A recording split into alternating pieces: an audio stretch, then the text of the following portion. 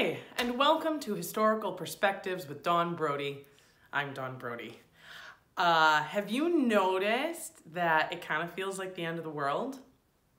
Fire, war, earthquakes, bad guys, conflict. War is escalating, and especially in the Middle East, which really tickles the apocalyptic pickle of a lot of our friends on the internet. I should get to the drink, which is Fireball.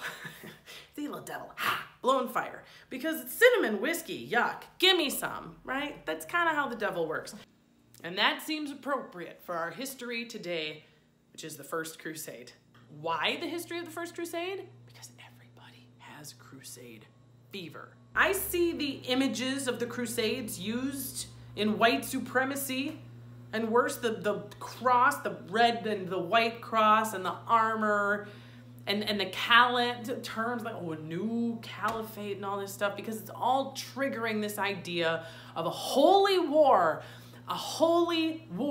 Christian v. Muslim, but not in the medieval times, today. And why? For the same reason they did it in 1095, because the end is nigh. Because the apocalypse is right around the corner. Before you sell all your shit and decide to engage on one side or the other of this next crusade, just pour yourself some Fireball and listen to the history, please. So I'm about to talk about the history of some very volatile shit, the apocalypse and all the monotheistic religions of the world. So just know that I am just a nice lady who loves history and Willie Nelson, and I mean no disrespect. Oh, this is gonna be really hard. The Crusades are a series of armed conflicts between predominantly Christian and Muslim factions during the Middle Ages for control of holy places and powerful cities. Yeah, that's pretty good. The First Crusade is a doozy.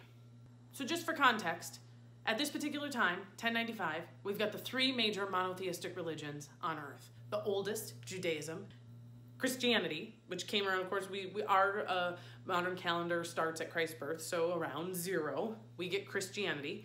And then in about 633, mid-600s, the Prophet Muhammad, and Islam comes to be. So there's your context, if you didn't know that.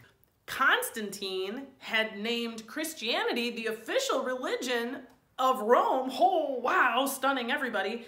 And his kingdom was vast. So Christianity went from like, it's fun to kill Christians in the 200s to like, oh, Christians are the thing. Then, spoiler alert, Rome falls, the central Rome falls. And out of the deterioration, what you end up getting is kind of the far sides of what had been that kingdom. Rome, Italy, and Constantinople by Turkey over here.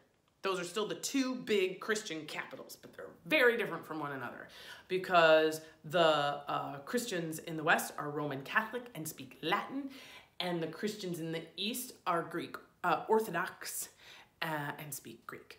Islam is born over there and is doing very well and has taken over the city of Jerusalem. They're gobbling up territory. And very recently, they had taken the city of Nicaea, which just, boy, isn't that far away from Constantinople. Just. So Alexis, in the year 1092, 3-ish, sends a message over there to Pope Urban II in Rome and is like, hey, bud, I don't know, I excommunicated you, and then you excommunicated me, and we've had this kind of complicated history, but boy, I need your help. Pope Urban II gets this message and is like, oh God, literally, that's kind of great. I mean, it solves a lot of my problems. Hey, you're asking me for a favor? Haha, sounds like I got the upper hand. And if I can combine our two Christian kingdoms and bring Christianity back in under one roof, I'm gonna be the leader of it, and I'll have been responsible for it. Woo! Oh, what a gift. Also, oh my God, I gotta get these knights out of here. Knights, not gallant and wonderful. In fact, they are sort of defined by being just violent and insufferable. And after a lot of the wars in the Germans and the French and the pagans and everybody's fighting, that had kind of calmed down. And as a result, we just had a lot of knights, idle knights, which incidentally would be a great band name, K&I, Idle Knights. Hey, welcome to Toronto, we're Idle Knights. Anyway, idle knights, bad for Europe. They're just raping and stealing and marauding, and they had tried to bring the knights into like submission by being like, God hates it when you burn people's houses down with them locked inside. It had worked a little bit, but they'd be like, so what happens if I do it? And they're like, well, God gets very upset. And they're like, yeah, but I don't think it's happened to me. And they're like, no, oh no, because it doesn't happen here. But when you die, you go to hell. I mean, hell is scary. Pope Urban II gives a very moving speech in 1095 in which he basically says, we all gotta get our titty up and head over there and save the Christian church in the East and then reclaim Jerusalem. He basically said to the people and the knights, holy war. This is Christianity v. Islam. The apocalypse is now. These are the end times. And I'm gonna sweeten the pot. You don't think I mean it? I'm the Pope. Hear this. If you fight, kill, and especially die during this crusade, you go straight to heaven, no questions asked. You get there and you go, hi, Pope Urban II said, I get in. And they're like, you got it, bud. And guys,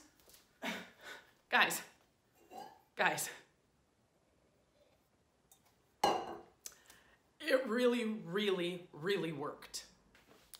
100,000 people get up. Of those 100,000 people, it was broken into two groups. You had the first group to leave were called the People's Crusade, the Peasants' Crusade, the Paupers' Crusade, led by a guy named Peter the Hermit, and it's just a group of lower knights, farmers, average folks who just go, God said go, we're going. And they go. It's daunting enough just to get to Constantinople. But they get there, and Alexis, the guy who had called Pope Urban II to send some crusaders over, is like, oh, uh-oh, are you the guys?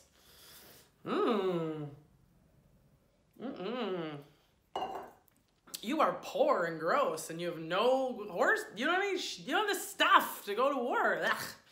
Also, you look like I'm gonna have to feed your ass. What? You can't come in.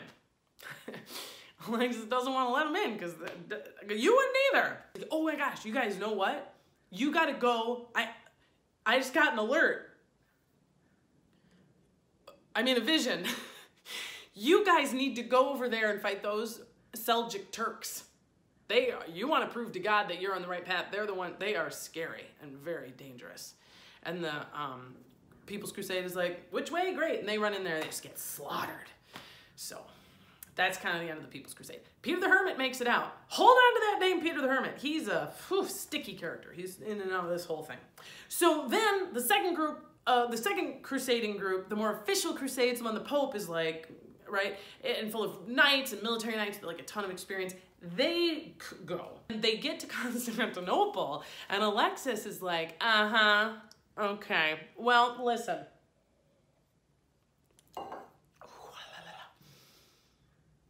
I kind of got a feel for you guys a minute ago with that People's Crusade. They aren't great, by the way. Each and every knight who comes into this city is going to meet with me individually and pledge an oath, which we all know you take oaths seriously, or none of us would be here, that if and when we start capturing and recapturing Christian cities, they're mine. They're Constantinople's reclaimed territory, not yours individually, you individual knights, not like, conquered it, it's mine. Also, not Rome's. And the Crusaders are like, sure, of course, it's all for God and Jesus. Let's go. They go to Nicaea, a very important city. Also, currently occupied by a Muslim force, and specifically the seat of this like important sultan, and his wife is there, and his kid is there, and a bunch of riches are there, and it's like full of supplies, and it's really important on our way on. So like, we gotta get Nicaea. And frankly, it's not that hard. They just kind of go in and get it. Nicaea is not that hard, because if the People's Crusade helped anybody out, it put the Muslims at ease. They were like, okay, you're barefoot. You're literally barefoot, and you have no major weapons or organization. The numbers, you know, are always kind of sticky in this, but it does sound like about 150 Muslim soldiers beat back the People's Crusade, which was at least 10,000 still at that point. I'm not kidding. So when they heard, oh no, there's a group of crusaders heading towards Nicaea, he was like, okay, well, I think that'll be done. Let me know when it's done.